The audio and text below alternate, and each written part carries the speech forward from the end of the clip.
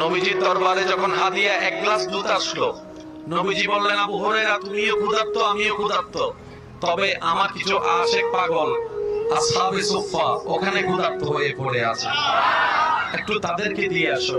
আবু হুরায়রা রাদিয়াল্লাহু তাআলা একবারও চিন্তা করলেন নাই 70 জন মানুষ এক গ্লাস দুধ দিয়ে, 70 জন মানুষের এক গ্লাস দুধ দিয়ে কেমনে কি হবে, কার কয়জনের পেট ভরবে, চিন্তা করে নাই। নবী হুকুম দিতে দেরি, আবু হুরায়রা রাদিয়াল্লাহু তাআলা চাইতে দেরি করে নাই, চাইতে দেরি করে নাই। আমরা কল্পনার জগতে প্রশ্ন করলাম, 70 জন ক্ষুধার্ত, একটা গ্লাস দুধ, হাউ ক্যান পসিবল? এটা তো কোনোভাবেই সম্ভবপর নয়। একটুক একটুক খেলেও তো 70 জন এক গ্লাস দিয়ে কভার হয় না।